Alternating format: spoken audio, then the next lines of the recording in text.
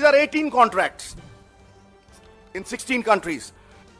18 बड़े अग्रीमेंट करके आए हैं और ये सारे अग्रीमेंट प्रेफरेंशियली सरकारी कंपनियों के होने चाहिए थे।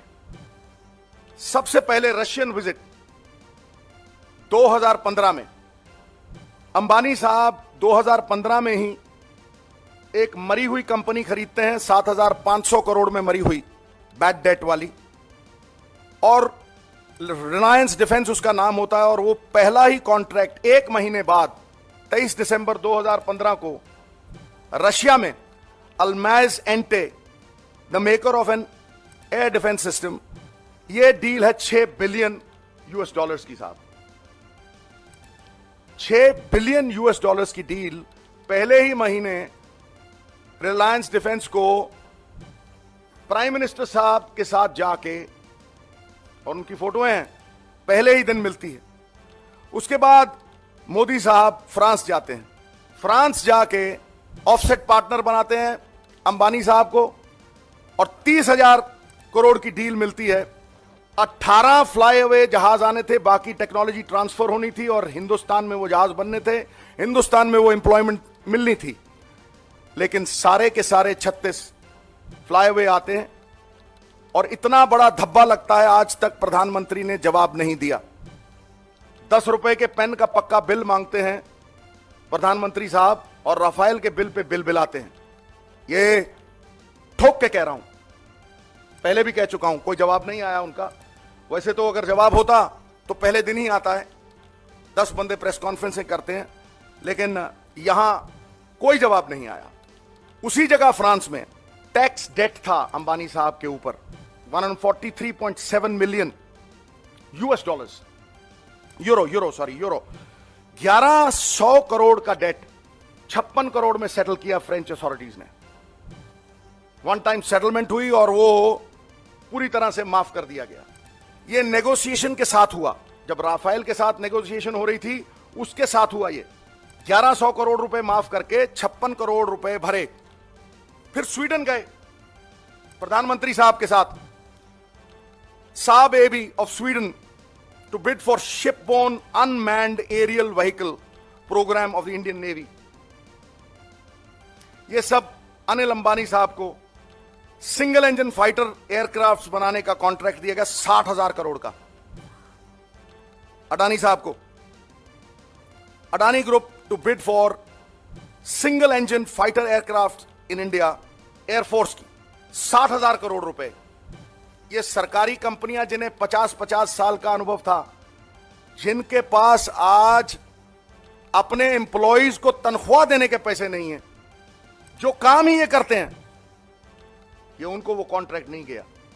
ये कॉन्ट्रैक्ट अडानी साहब को गया। आगे आइए जी, Israel.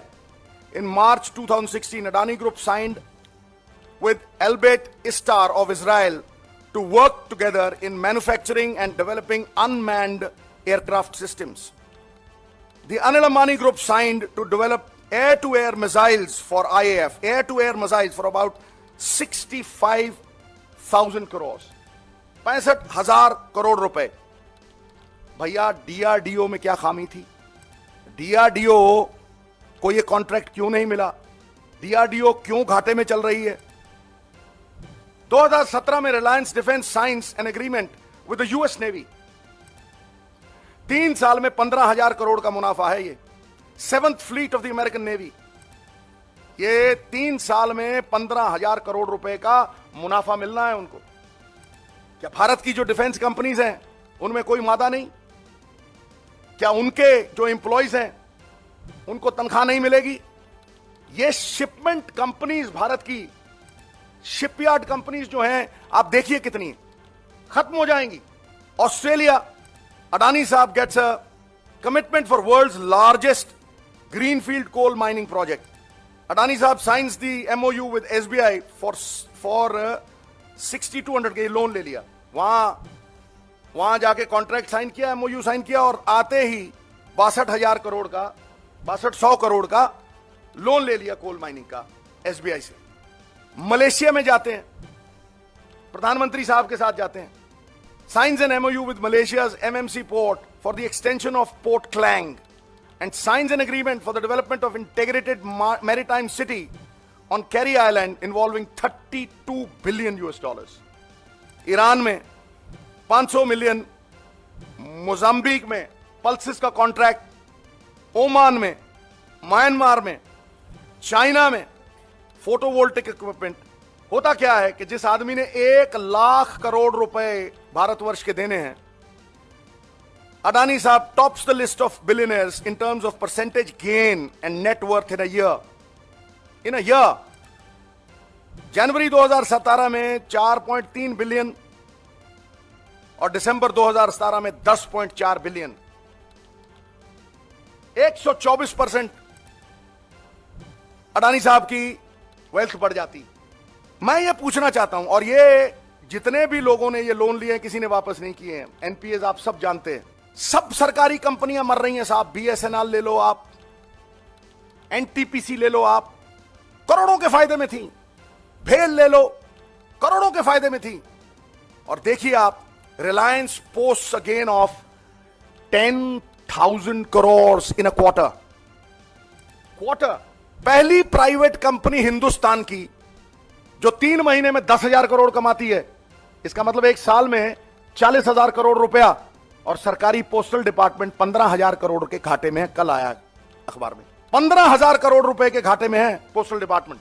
The directorate of revenue intelligence accused Adani साहब ऑफ ओवर इनवॉइसिंग। 5,000 करोड़ रुपए की ओवर इनवॉइसिंग बाहर से लाए, दुबई में उसी को 3 गुना ज्यादा दिखाया और यहां लाके बेचा। We are a welfare state. क्या वेलफेयर अंबानी अडानी का होना था या सरकारी कंपनियों को भी मुनाफा मिलना था?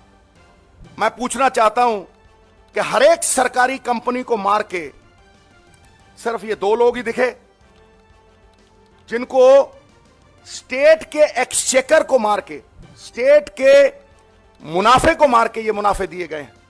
क्या निजी जेबों में ये पैसा नहीं जा रहा? क्या ये हिंदुस्तान के खजाने में पैसा आ रहा है? मैं ये जानना चाहता हूं। मेरा बड़ा सवाल जो आज प्रेस कॉन्फ्रेंस का है वो ये है कि is the prime minister of India a business development manager for Ambani and Adani?